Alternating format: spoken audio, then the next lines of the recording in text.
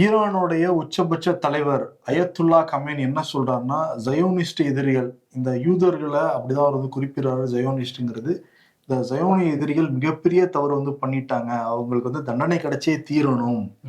இந்த தண்டனை உடனடியாகவும் கிடைக்கலாம், பொறுத்திருந்தும் கிடைக்கலாங்கிற மாதிரி அவர் வந்து ஒரு ட்ரெய்லர் மாதிரி ஏதோ ஒன்று பேசிட்டு வந்து போயிருக்காரு.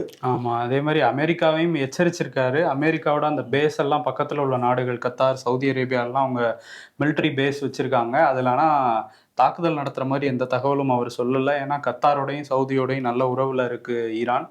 ஆனா அமெரிக்கா இதுக்கு மேல எல்லை மீறி போனா நாங்க வந்து அதுக்கான எதிர்வினை ஆற்றுவோம்னு ஒரு எச்சரிக்கையும் கொடுத்திருக்காங்க.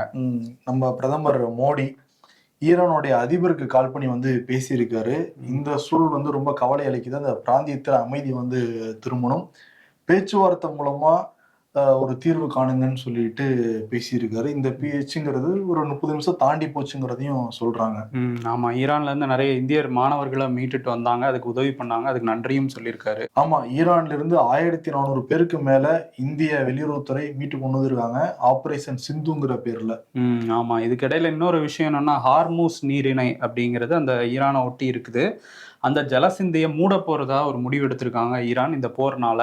அந்த வழியா தான் நிறைய கப்பல்கள் இந்தியாவுக்கு வந்து கச்சா எண்ணெய் எடுத்துட்டு வராங்க மிடில் ஈஸ்ட்ல இருந்து. கிட்டத்தட்ட ஒரு நாளைக்கு வந்து 2 மில்லியன் பீப்பாய்கள் அங்கேருந்து கச்சா எண்ணெய் வரதா சொல்றாங்க. இப்போ இந்த நீரிணையம் அந்த ஜலசந்தியை மூடிட்டாங்கன்னா, அது வழியா இந்தியாவுக்கு வராது. இதனால பெட்ரோல் விலையெல்லாம் அதிகரிக்கும் அப்படின்னு ஒரு பேச்சு போச்சு. இதுக்கு மத்திய அமைச்சர் ஹர்தீப் சிங் பூரி, பெட்ரோலியத்துறை அமைச்சர், அவர் வந்து ஒரு விளக்கம் கொடுத்திருக்காரு. அத 3 நாள் நமக்கு பாதிப்பு இல்ல. ஏன்னா மோடியோட ஆட்சி காலத்துல நம்ம வந்து பன்முகத்தன்மையா இத மாத்திருக்கோம் இந்த கச்சா எண்ணெய் இறக்குமதிய. ரஷ்யால இருந்து ஒரு பக்கம் வாங்குறோம், அமெரிக்கால இருந்து வாங்குறோம், பிரேசில்ல இருந்து வாங்குறோம். ஸோ அதனால பிரச்சனை வராது அப்படிங்கிற மாரி அவர் வந்து சொல்லியிருக்காரு.